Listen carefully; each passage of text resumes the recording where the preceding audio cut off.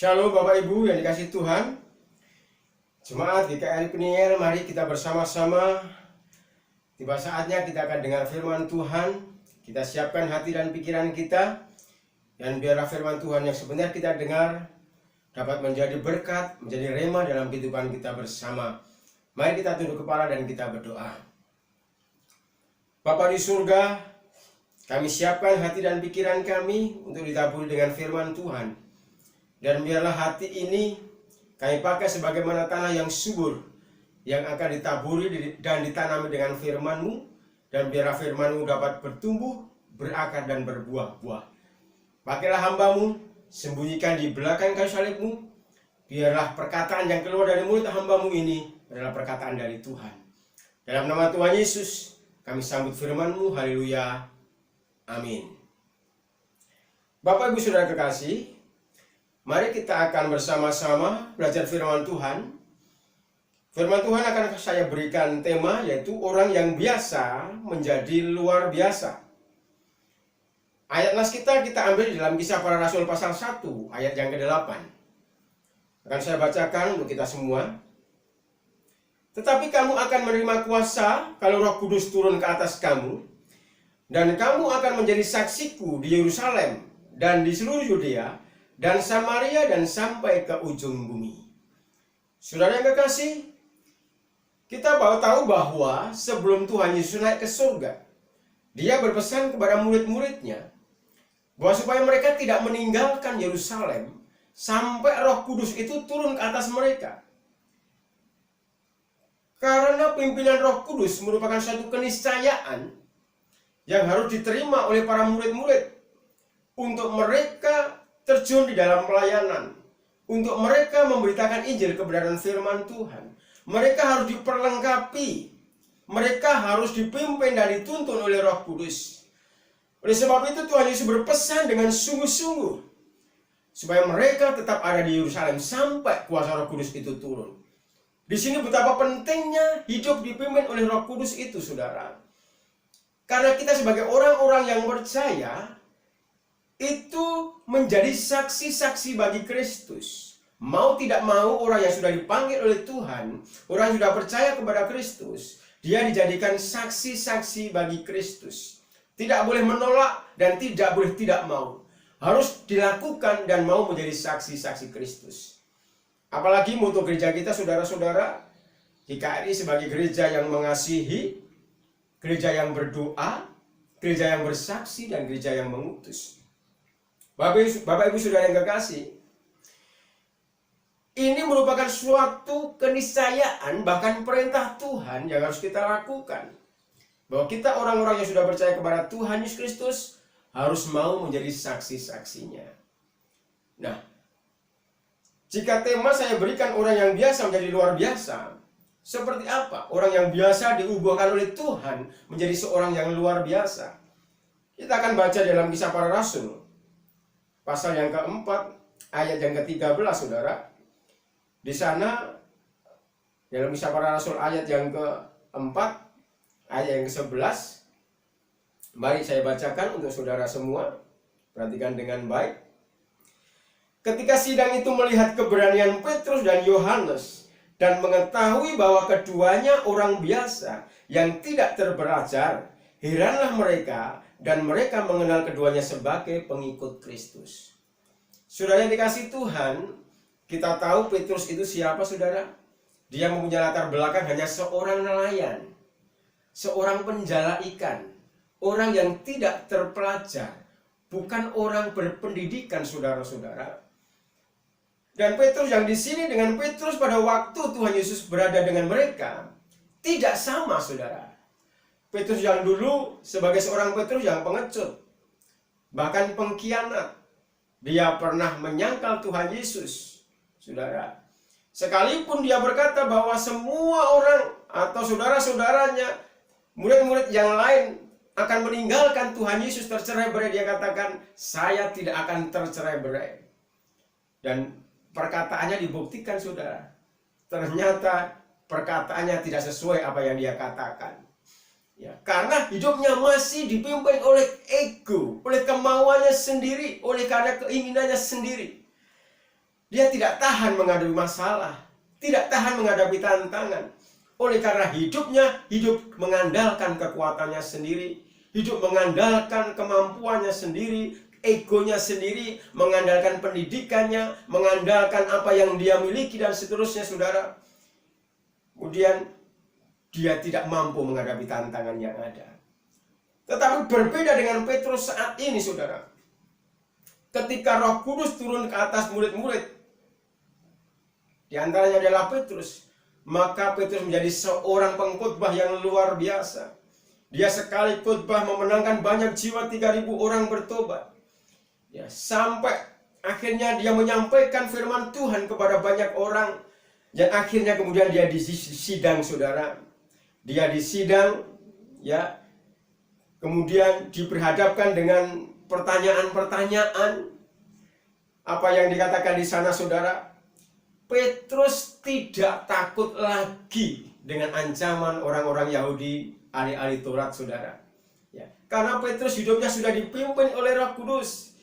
Hidupnya tidak mengandalkan kekuatannya sendiri, tidak mengandalkan kepandaiannya, apalagi dia bukan orang pandai, orang kaya. Dia bukan orang kaya, saudara. Mutlak dia mengandalkan kekuatan daripada Tuhan.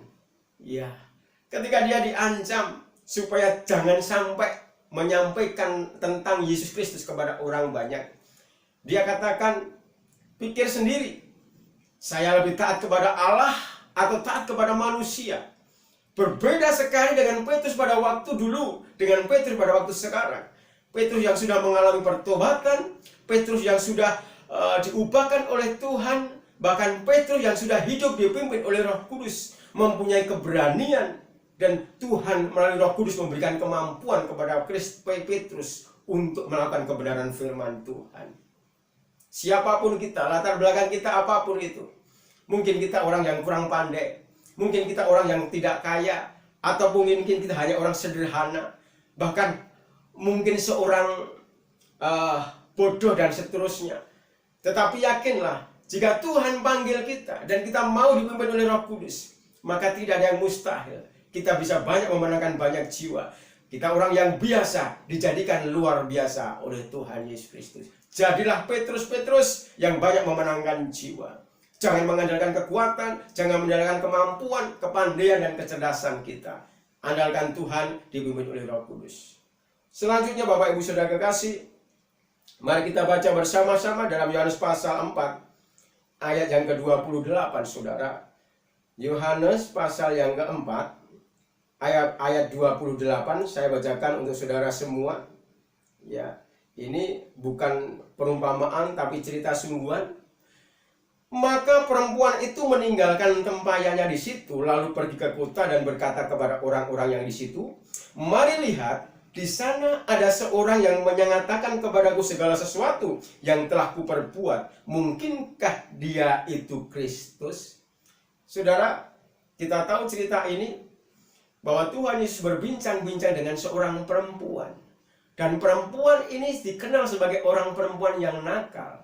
Seorang perempuan yang hidupnya tidak benar. Bahkan pada waktu murid-murid Tuhan Yesus melihat bahwa Yesus berbincang-bincang dengan perempuan ini, maka murid-muridnya menjadi heran. Apakah Yesus tidak tahu bahwa dia berbincang-bincang dengan seorang perempuan yang hidupnya tidak benar, saudara? Tuhan Yesus tidak memandang siapa saja yang mau bertobat, yang mau menerima dia, yang mau hidupnya diperbaharui, dan mau hidupnya dipakai oleh Tuhan. Dia tidak pandang bulu, dia melayani. Ya, dia tetap akan mengasihi kepada orang itu, saudara. Bahkan dia memberikan pengajaran kepada perempuan itu, di mana perempuan itu merasa ditemplak hidupnya, merasa diperbaharui hidupnya, supaya dia bertobat. Ketika dia ditanya oleh Tuhan Yesus, "Panggil suamimu, suruh datang ke sini," saudara. Dia katakan, "Saya tidak punya suami." Betul, apa katamu? Suamimu sudah 5, bahkan itu bukan suami, yang satu lagi pun itu bukan suamimu juga. Dia katakan seperti itu, saudara-saudara. Ya, singkat cerita, ya, perempuan ini meninggalkan tempayannya, kemudian dia pergi ke kota dan menyampaikan apa yang dikatakan Tuhan Yesus mengenai dirinya ini kepada orang banyak. Dan saudara tahu, ya, orang-orang yang mendengar perkataan perempuan ini tidak memandang atau tidak melihat keberadaan perempuan yang nakal.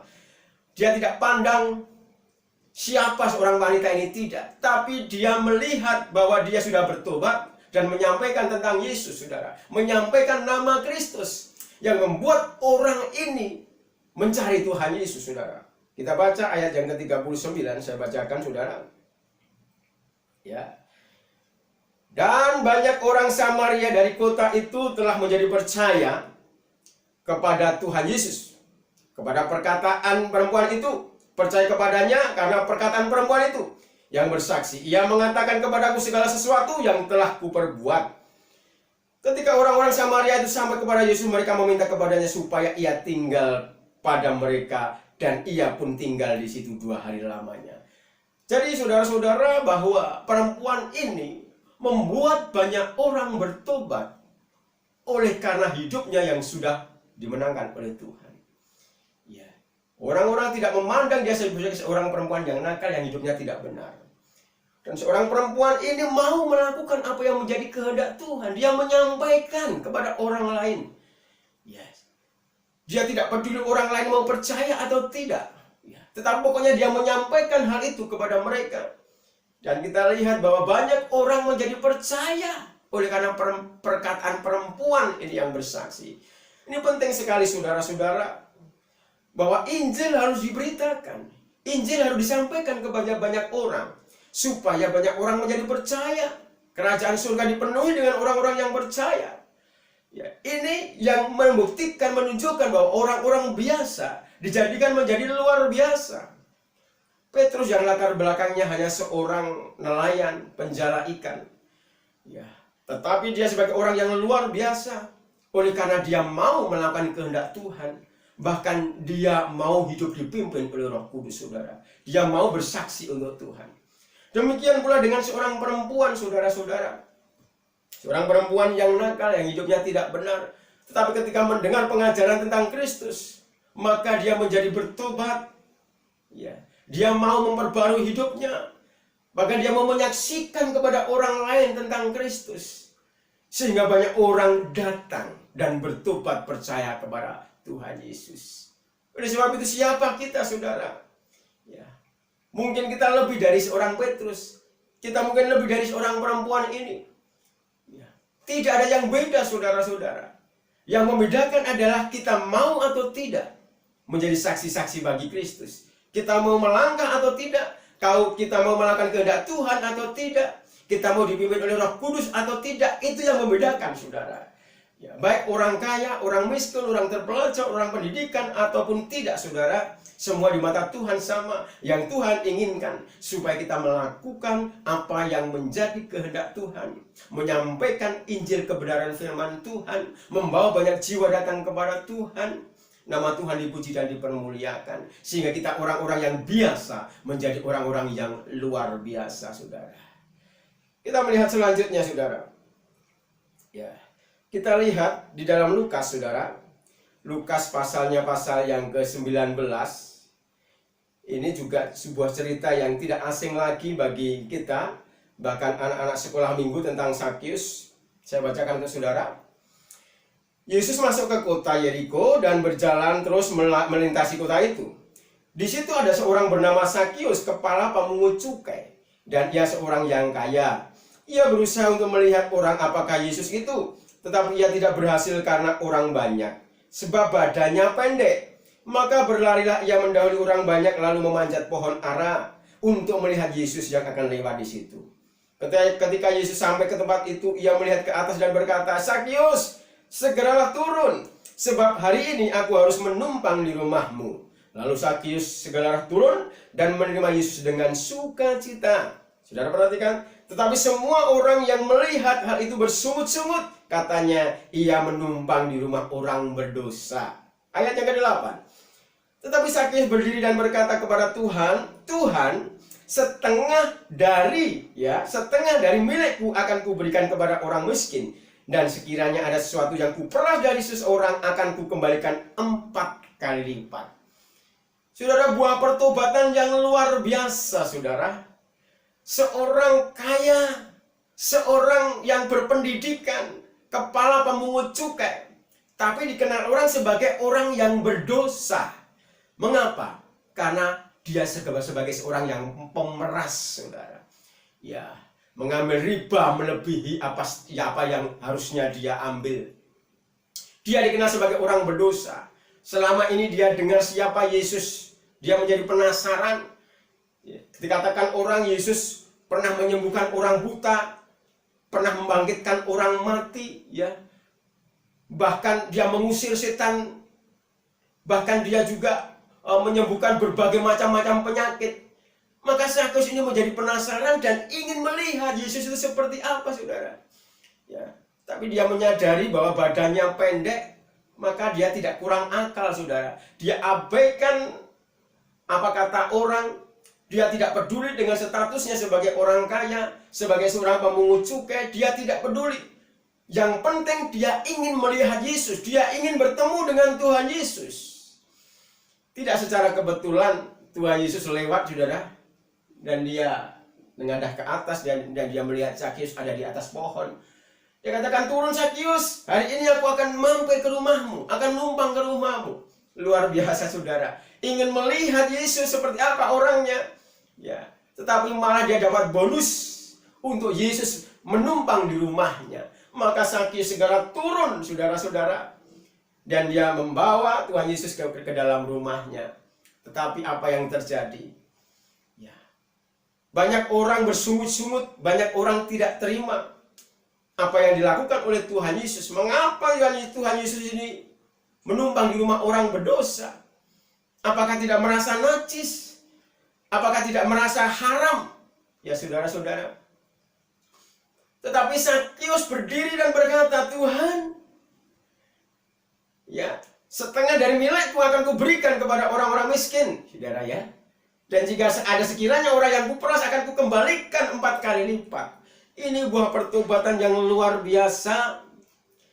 Pertobatan yang mengubah mindset orang, cara berpikir orang, bahwa seolah-olah orang berdosa tidak akan bisa bertobat, saudara. Ya. Pertobatan Zakheus mengubah mindset, cara berpikir, cara pandang orang. Ya, supaya tidak memandang sebelah mata kepada orang lain.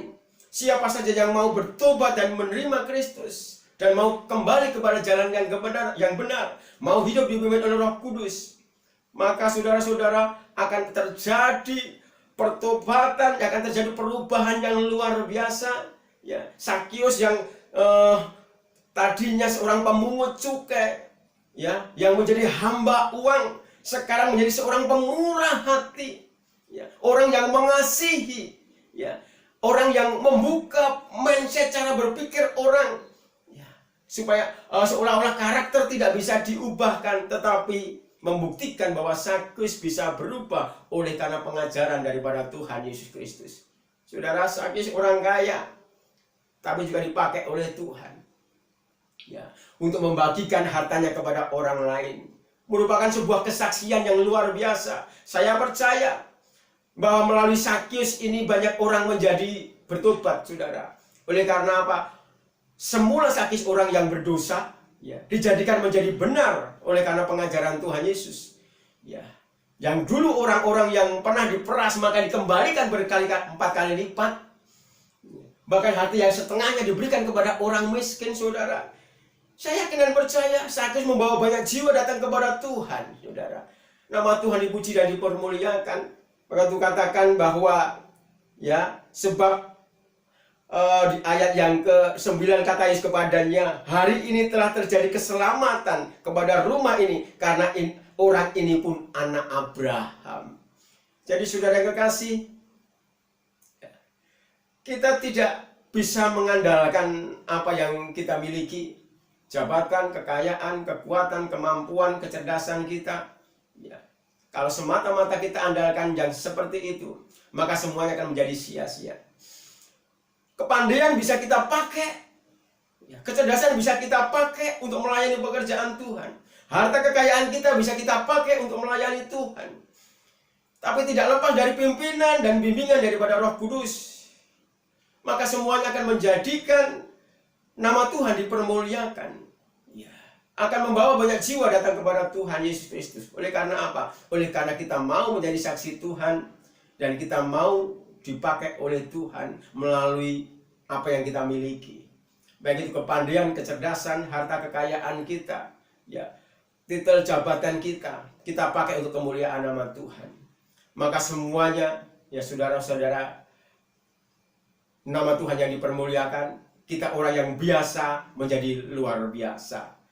Bapak Ibu sudah kekasih, jemaat penilaian yang diberkati Tuhan, siapapun kita, kondisi kita bagaimanapun keadaan kita, ya, mungkin kita bukan orang pandai, bukan orang kaya, mungkin hanya orang biasa.